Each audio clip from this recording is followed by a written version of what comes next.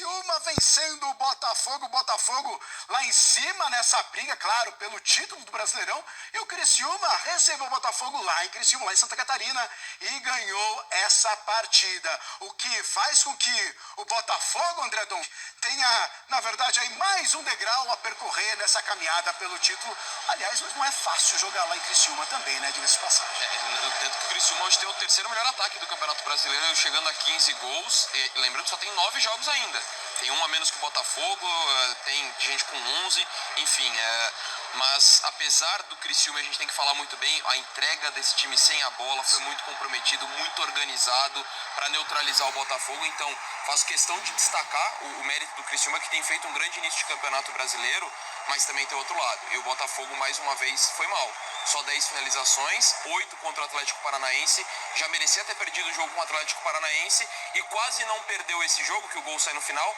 Por quê? Porque na bola aérea, bola parada do Botafogo tem sido muito forte, né? Chegou já ao 7º gol de escanteio. Só para ter uma comparação, o Palmeiras foi o time que mais fez gols de escanteio no Brasileirão passado. Foram 10, o Botafogo já tem 7. Ele tem 7 gols de bola de escanteio, ninguém passa de 3. Então tem sido um trunfo da comissão técnica do Arthur Jorge, e isso quase evitou uma nova derrota e quase deu uma maquiada em mais uma atuação abaixo. Contra o Atlético Paranaense, acho que teve também muito mais mérito do adversário. Hoje, embora tenha tido mérito do Criciúma, se organizou bem sem a bola, explorou bem o lado do campo, o Barreto que fez o gol também defensivamente ajudando muito, mas o Botafogo deixou a desejar, produziu muito pouco. No intervalo tem a entrada do Eduardo, né, na vaga do Luiz Henrique, tentou ser um time um pouco mais criativo por dentro, mais técnico ali, não tendo tanto a força pelo lado do campo, mas a tentativa não deu certo. Então acho que foi uma derrota merecida, a meu ver, o Criciúma fez por merecer, e ainda que o trabalho ainda do Arthur Jorge seja muito bom, de uma forma geral, acho que o Botafogo ainda é time para brigar por todas as competições, é inevitável a gente apontar que é um momento de oscilação do time na temporada. É isso, né? O Botafogo, que é o terceiro colocado nesse momento, mas pode ser ultrapassado, como tem esse jogo já feito, pode ser ultrapassado pelo Atlético Paranaense ou Bahia, que ainda vão fazer os seus jogos aí. Ó, vamos fazer o seguinte, a gente tá vendo os melhores momentos dessa partida, daqui a pouco eu quero ver Mariana Pereira e Léo Bertozzi também a respeito desse Botafogo, que acabou sendo derrotado pelo Criciúma lá em Santa Catarina, mas a Roberta Barroso vai chegar com a gente por aqui para trazer informações a respeito desse placar, que, claro, decepciona demais o torcedor botafoguense, mas também com essas luzes, com esse céu que tá fazendo em Santa Catarina, Roberta, festa pro torcedor do Criciúma também, né? Seja bem-vinda, Rô. Tudo bem, Luciano? Beijo pra você, pra todos os amigos do ESPN FC, também pro fã de esporte. É isso, muita festa, a torcida do Criciúma até agora cantando, vibrando com esse resultado aqui no Heriberto Rios. A torcida do Botafogo, claro, ali calada, esperando, porque só pode deixar o estádio uma hora depois. Então, os botafoguenses decepcionados com esse resultado. O Botafogo cai na tabela de classificação, pode perder ainda mais posições, e já o Criciúma chega a 12 pontos, está 5 agora pontos da zona de rebaixamento, ainda tem 2 jogos a menos. O Criciúma, então, que acaba com uma invencibilidade do Botafogo de 9 partidas, somando todas as competições. O Botafogo até começou melhor esse jogo, com mais intensidade, posse de bola, só que foi o Criciúma que abriu o placar com Barreto de cabeça. O Criciúma ainda teve um gol anulado no primeiro tempo de Mateuzinho, o VAR intercedeu por falta ali no início da jogada. O Botafogo até no finalzinho do primeiro tempo pressionou, mas não levou tanto perigo. Na segunda etapa, o Arthur Jorge mexeu no time, lembrando que ele poupou o Damian Soares por conta de desgaste, pensando nos jogos ao decorrer da semana, porque tem o Bragantino no meio da semana, quarta-feira, e no final de semana o clássico com o Vasco. Então, o Damian Soares entrou na segunda etapa, o Lucas Halter também e o Eduardo. E o gol do Botafogo de embate foi justamente com o Halter de cabeça. Só que o Criciúma continuou ali rondando a área e conseguiu marcar ali aos 40 e poucos minutos já, e aí venceu essa partida. O Criciúma, então, na frente, um resultado positivo, agora vem de 2 vitórias. A gente também destaca aqui o Bolassi, que é um jogador congolês, ele em cada jogada estava mortal por aqui, acabou sendo substituído no segundo tempo, mas dançou, ele fez a festa, ele que é conhecido também como jogador alegria da torcida do Criciúma, e é isso que ele demonstrou dentro de campo também. Então é isso, torcida do Criciúma ainda cantando muito muito aqui da Heriberto Rios e a do Botafogo decepcionada com esse resultado. Tem o Bragantino, só pra gente reforçar, na quarta-feira, no final de semana, o clássico com o Vasco. Já o Criciúma, na quinta-feira, joga fora de casa contra o São Paulo. Luciano. Tá certo, Roberta, um beijo pra você, ótimo trabalho aí, tá certo, uma festa e tanto lá, luzes e tudo mais. Vamos pros números dessa partida, então, vitória do Criciúma, 2-1 pra cima do Botafogo. A gente coloca os números dessa partida que acabou agora e a gente fala um pouquinho mais a respeito desse Criciúma e desse Botafogo. Olha só, posse de bola ficou pro lado da equipe carioca, 61,5%, mais quem finalizou, mais foi a equipe catarinense com 16 oportunidades, sendo 4 certas. 3 grandes chances para cada lado, 19 ações na área rival pro Criciúma e 2 gols anulados aí. A gente viu, inclusive, um no finalzinho da partida. O Botafogo, como a Roberta disse, não perdia há 9 jogos. Tá aí, ô Mari, não perdia 9 jogos. Perdeu e ainda tem 2 gols anulados ali do Criciúma, como a gente viu. Pois é, exatamente. Boa tarde. Boa tarde. Boa noite. Boa noite já, tá bom. Boa noite, então.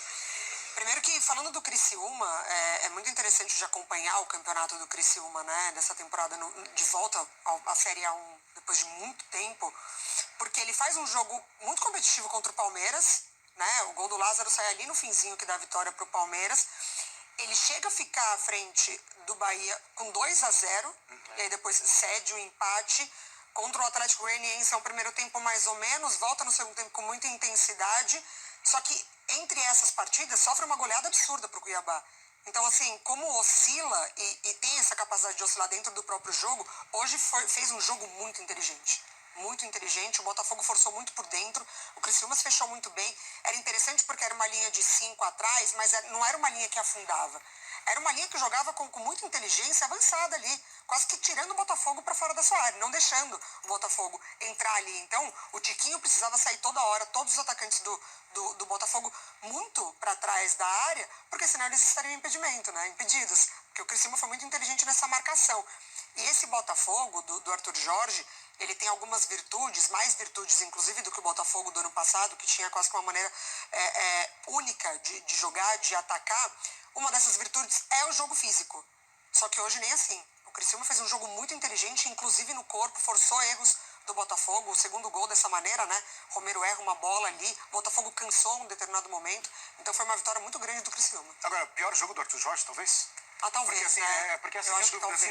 É que foi um ótimo jogo do Criciúma, né? Porque o jogo do meio da semana com o Atlético Paranaense, por ser em casa, ele foi talvez mais decepcionante, porque eu nunca tinha visto o Botafogo assim nesses últimos meses ser tão dominado dentro da sua casa.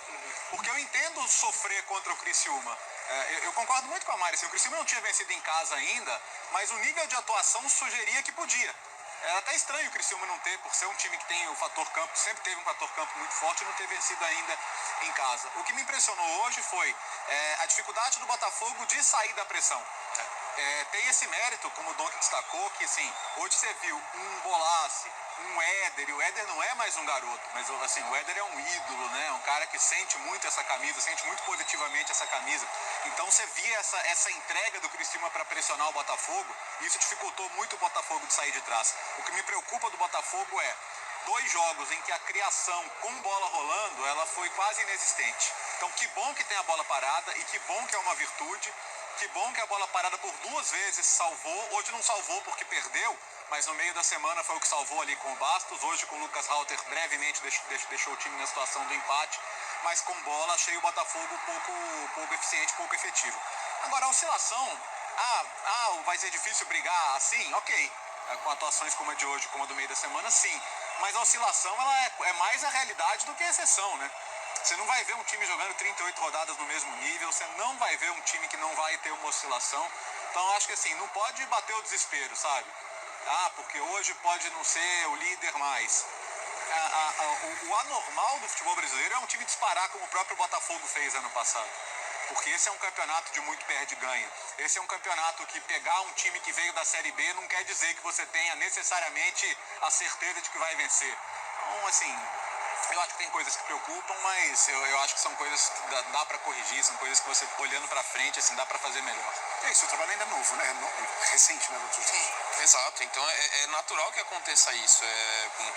Porque o começo foi muito bom, lidando com muito Veja como o seu cérebro te ajuda a aprender italiano. Presta atenção. Bagno, bagno, bagno. Acabar oscilando e acho que isso faz parte do trabalho e, como eu falei, continua sendo muito bom. Não é porque aconteceu essa derrota e essa semana em que o time esteve bem abaixo que acho que você questiona o trabalho dos jogadores, mas o Botafogo tem que encontrar essas soluções, porque eu concordo muito com o que o Léo falou da bola rolando, que ótimo, beleza, tem a bola parada, é muito forte, isso funciona, mas você não pode morrer só abraçado com isso. Então, e essa semana acabou sendo um pouco dessa forma. Até com bola rolando, é até uma pena. A Mari lembrou muito bem, né, do gol com uma falha do Romero no segundo gol. Mas dos homens de frente, acho que foi o cara que mais se destacou. Sim. Acho que o cara que mais produziu, participou do jogo, teve muita dificuldade em conectar o lado do campo. A Mari lembrou do jogo ser muito por dentro, acho que também porque o Botafogo não conseguiu encontrar Júnior Santos e Luiz Henrique do lado do campo, Tiquinho saindo bastante, e nesse contexto acho que o Romero ainda foi o cara que produziu um pouco mais, e aí no segundo tempo teve uma infelicidade enorme no lance do gol. Desculpa, Mário, o lado não só não produziu com bola, como foi muito vulnerável sem ela. O primeiro gol o primeiro gol, por exemplo, em cima dois laterais. E é um cuiabano que tá fazendo uma boa temporada, tá sendo mais importante. Nas alternativas que o Botafogo não conseguiu encontrar para essa partida, a gente vê e volta um pouquinho na temporada passada, que em muitos jogos em que batia o desespero no Botafogo, era só chuveirinho, né? Era só cruzamento.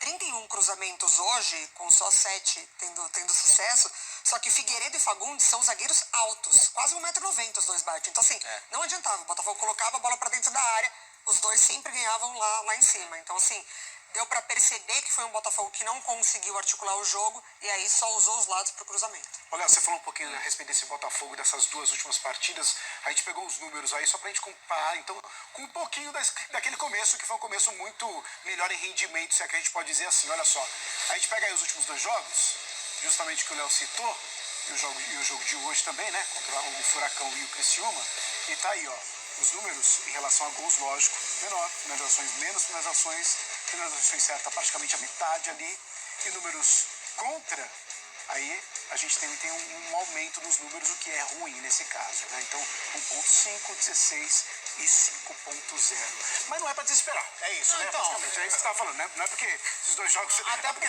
torcedores, calma. Até porque o recorte é pequeno, né? Entendeu? Você tá comparando ali 16 jogos com 2 jogos, e de novo, assim, eu acho que como atuação... a do Atlético Paranaense, embora seja ali um confronto de dois candidatos ao título, para mim um confronto direto, me preocupou um pouco mais que o de hoje, porque eu acho que jogar em Criciúma não é fácil. Não é fácil. Quando a Mari lembra que o Palmeiras estava sofrendo lá e vence no final, num jogo em que se uma bola pinga para cá ou para lá podia ter perdido, esse é o tipo de jogo que é difícil de fazer. Então, eu acho que tem que respeitar muito o trabalho do Criciúma como um time que vai ser difícil para muita gente jogar lá. O que é preciso consertar, então, nesse Botafogo?